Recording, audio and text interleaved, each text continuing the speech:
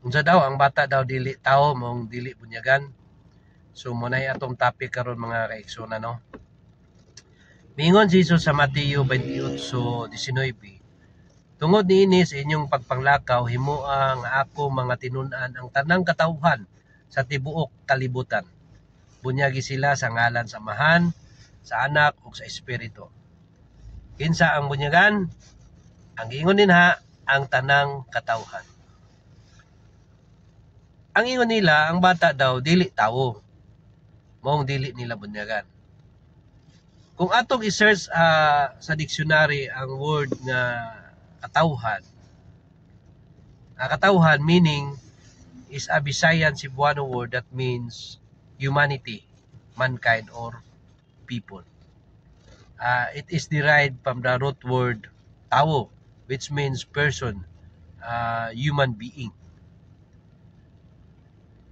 Unya, kung ato po nang i-search ang human being sa dictionary, atong makita nga meaning a man, a woman, or a child. So, klaro kaayo no nga ang kanang word nga katawhan apil na din ang bata. Kung sa Biblia po atong basihan, natay mabasa sa Isaias 9:6 na natawo alang kanato ang usa ka bata. So, klaro kayo ang bata nagariper na sa tawo. Nabay na tao nga nahimong mananap natural wala di ba? Mo nang kinahanglan bunyagan ang bata kay ang katawhan nga giingon dinha apil man na ang mga bata, mga batan-on, tigulang, mga lalaki, babayi.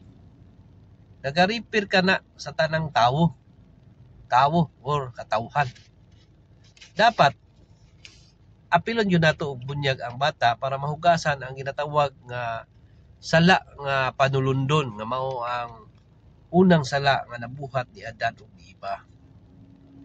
Maski gani ang bag-ong gipanganak nga bata, naa na sala. Mabasa man nato sa Salmo 51:5. Unya, ang kanang pagbunyag mao man na ang paghugas sa mga sala. Ato man ang mabasa sa buhat 22:16.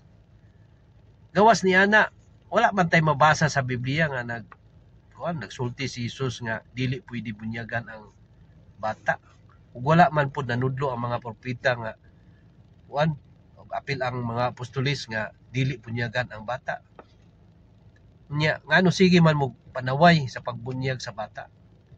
Tagay daw kog sitabi sa Biblia nga kung naabay mabasa dinha nga gibawal ang pagbunyag sa bata kay undangon namo ang pagbunyag ug pananglitan na ay mabasa sa Biblia.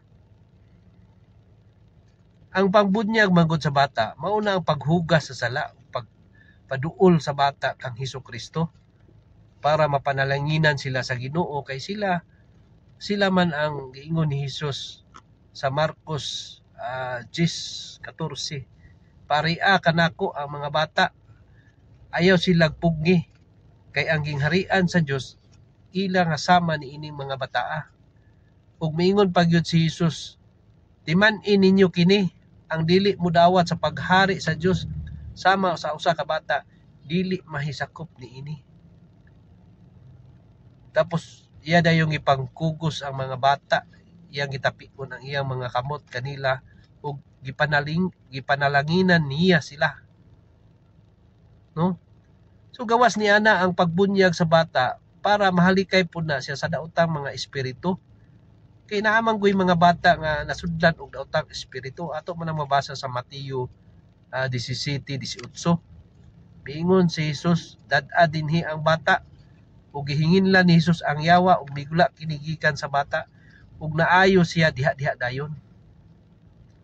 So kung inyo pud nang basahon sa Marcos 9:17 paingon sa 29 ug sa Lucas 9:37, inyo man ang mabasa dinha nga giayo ni Jesus ang giyawaan nga mga bata.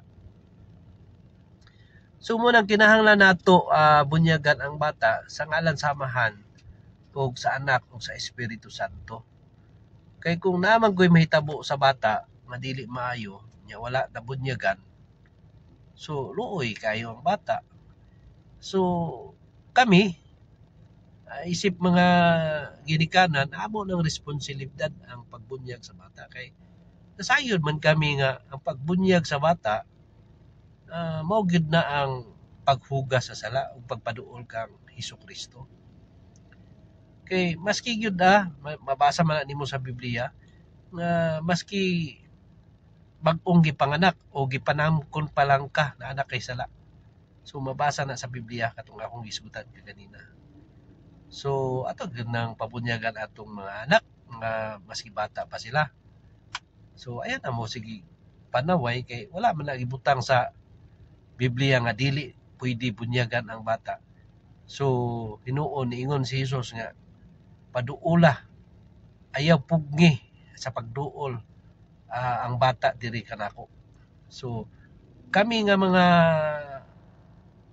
tumutuo, so among gipaduol pinaagi sa pagbunyag.